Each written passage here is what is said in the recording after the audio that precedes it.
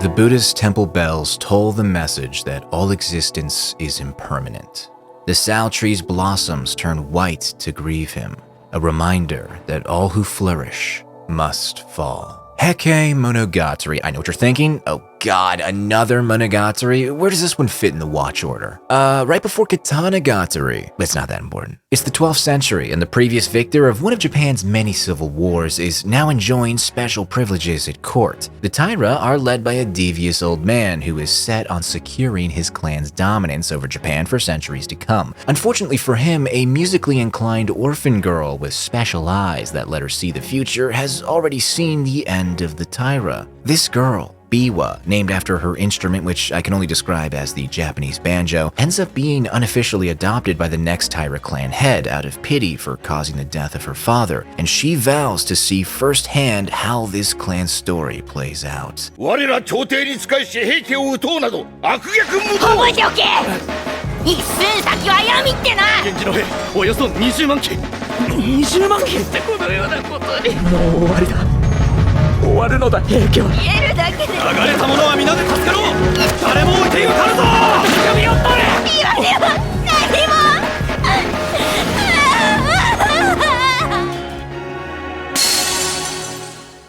Did that get your attention? I hope so, because this next part is very important. This video is sponsored by Sakurako and Tokyo Treat. That's right, boys, they are back, and in case you don't know, Sakurako is a monthly Japanese artisan snack box that supports local Japanese snack makers and your desire to eat stuff from Japan without having to leave house and home. Each month you get an elegant box filled with 20 traditional, authentic artisan Japanese snacks. There's also some Japanese teas and a special Japanese tableware item. Now each month follows a theme, and that theme determines what you get. This is the box for January, and the theme is New Year's in Japan. It's a time of reflection and renewal and embracing the promise of new beginnings. As for what's in the box, we got strawberry daifuku, cheese curry arare, sesame daikaki, matcha dorayaki, sweet potato kintsuba, maple cashew nuts, shichifukujin tetra arare, a kokuto donut, and red and white plum kohakuto. I like these things a lot. It's like a gemstone you can eat. Very aristocratic. Another delicious delicacy would be the soft niigata okaki. These bite-sized treats have provided me the perfect opportunity to show you just how much I've progressed with chopsticks. By the way, the chopsticks were the specialty item in a previous box. This time, it's a nice little coaster upon which you can place a cup of some yuzu sencha tea, which is the tea flavor for this box. Of course, there are other things in the box, but enough about the stuff that satisfies the stomach. It's time to satisfy the mind. There's a booklet that's packaged with the box which explains all of the particulars of these tasty treats and also has some cultural pieces you can read about. There's some material concerning traditional Japanese New Year's foods, as well as the fortunes people get at temples to start the new year. This one says cross off another year. So get a box for yourself, or for a friend, or for a family member, or for me. It does help out the channel, and I do like money. You can sign up for a subscription and get $5 off your first box by clicking the link in the description below and using my code. And lastly, I know I always say this, but it is true. I wouldn't have taken this sponsorship if I didn't actually like these snack boxes. And now back to the video. The first thing everyone notices about this anime is the art. It's soft, colorful, and distinct from everything else from 2022 and most anime post and prior. The style harkens back to old Japanese paintings while incorporating certain pillars of modern animation. It still feels very anime, but there's attention to detail regarding the time period. The mannerisms, apparel, and festivities all immerse you into a 12th century Japan. And then there's the soundtrack. Ushio Kensuke delivers yet another memorable musical score, which blends together traditional instruments of the era with modern stuff like pianos and guitars and even electric sounds. Normally, I'd be inclined to complain about my historical period piece getting modernized, but I'd argue it works well here. The mixture of the old with the new doesn't just tie into the themes of the changing times and the impermanence of existence, it also allows the show to get creative with musical characterization. For example, there's this one character, a member of the Genji clan, who is wild, unruly, intense, and not exactly an exemplary exemplar of what a samurai ought to be, which is why the music that accompanies him is purposely counter to what you'd expect. 俺を征夷大将軍にしてほしい。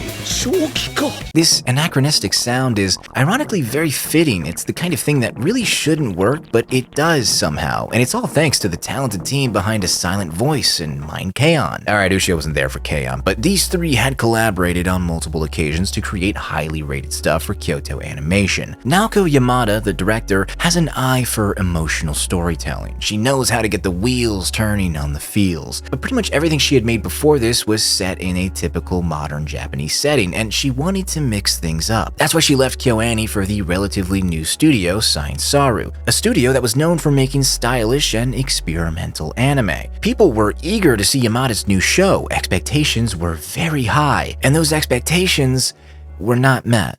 Heike Monogatari is a beautiful show, but it's also very messy and way too short, which is probably why it's so messy. The Japanese epic that this anime adapts is over 800 pages. Some versions of the story go as high as 1,200 pages. It covers events that span a decade and follows a litany of characters from a multitude of clans and families. The closest anime comparison I can think of is Legend of the Galactic Heroes, which has 110 episodes. This anime has 11.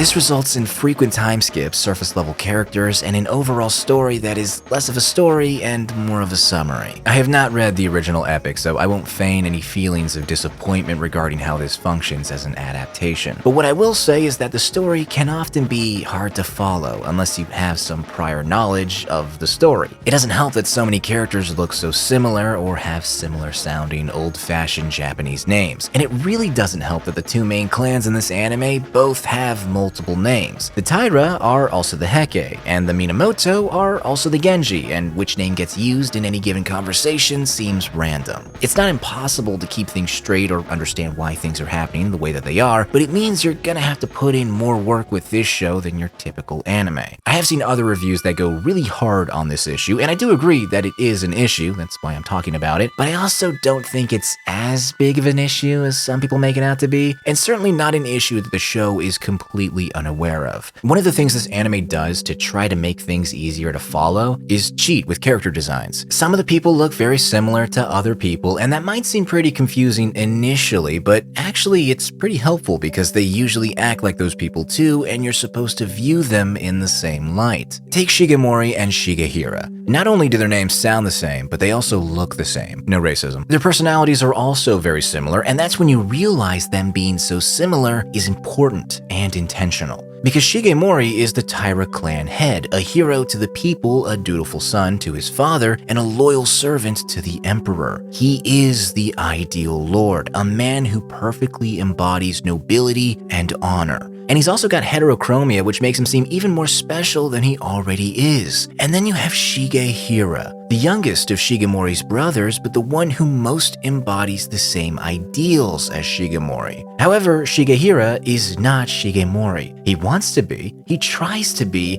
but he can't be. And it eats him up inside, but he's still a great man, noble and kind and honorable, and that's all made clear by how he looks more like Shigemori, despite having a different mother than his other brothers, with whom he does have the same mother. That being said, some of these people look a little weird. この平家の棟梁を But I do think it works for this kind of story. It's not trying to be a realistic retelling of real history, it's more so a story that tries to hone in on some key ideas. And to do that, it will simplify and exaggerate. At a glance, you can just look at a character and know basically everything you need to about their personality and defining traits, which is very necessary in a show as short as this that's filled with as many people as this. Look at this guy, alright? Like, do I even need to say it? He clearly fails the physiognomy check. That's what they want you to know, which is why the only thing he fails harder is his clan. Now that's a bit of a spoiler, but it's not a surprise. The story spells out the conclusion from the very first scene. This is the tragic tale of the Taira. You get to live with these people, learn about them, see them change and grow and struggle and fall. And it's all told through the eyes of an anime original character who can't stop what's happening and also really didn't need to be here. Biwa is an interesting character, not so much as a character, but as a concept. The Tale of Heike is a written book these days, but originally it was passed down through oral tradition. Traveling monks recited the verses, and they usually used a biwa while chanting parts of the story. Biwa in the anime is meant to characterize these monks and give a more personal touch to the story. I like the idea of this character, it's the execution I take issue with. She feels out of place here. And it's not because of the magic eye that lets her see into the future, I don't mind that one bit. The Tale of Heike may be an historical epic, but it's also a fictionalized account of real-world events. The big stuff is accurate, but the day-by-day is injected with some narrative nudges for the sake of story. Like how spirits often show up and get retribution on bad actors, or how nature plays a hands-on role in the conclusion. It's kind of like the Iliad and the Odyssey, and instead of going the Troy route, Heike Monogatari embraces the mythological aspects of the source material. That's all fine and well, I have no issue with that. The reason I say that Biwa feels out of place is because this isn't her story. It's his story. You see what I did there? Yeah, okay, whatever. What I mean is that this tale is really about the Taira and the Genji. The clan heads on either side are the people who move this story along with the former emperor, but I'm lumping him in with the Genji. Biwa, on the other hand, doesn't really do anything. Her role is to just sit back and watch the decline of the Taira, and yet the anime decides to dedicate a significant portion of its limited time to her just messing around with important people, or acting like a cat.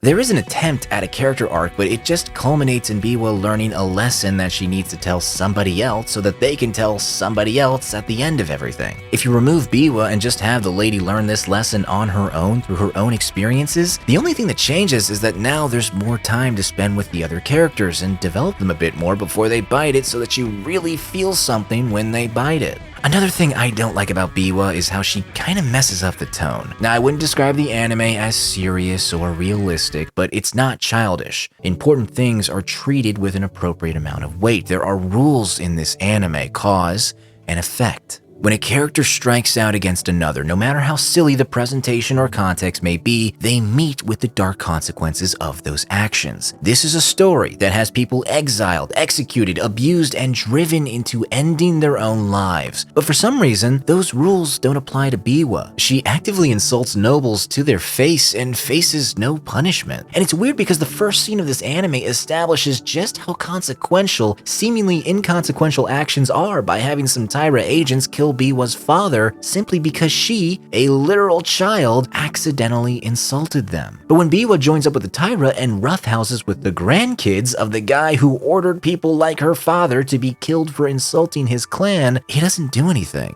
And it's frustrating because one of those grandkids gets flogged for accidentally breaking etiquette, and it's a big deal, like a war almost breaks out. But no one cares if this same kid gets scratched up by some peasant who shouldn't even be there. I don't know, maybe I'm nitpicking, but I just don't like that kind of stuff. I would have preferred if Biwa stayed a passive bystander who simply watched everything go down from the sidelines instead of getting so involved in the narrative herself. Even with these complaints though, I gotta say, I did enjoy Heike Monogatari. There may not be much to most of these characters, but I still felt something watching their story play out. What can I say? This chick knows how to get me emotional. And it certainly didn't hurt that the show was fun to look at and the music wonderful to listen to. It's definitely not something I can recommend to most people. In fact, I don't even know who I could recommend this to. Probably not fans of the epic because it skips over a lot of stuff which would really piss me off if I were a fan of the epic. But I also can't recommend this to people who have no knowledge or interest in the epic because it's easy to get lost if you don't have a passing familiarity with the source material.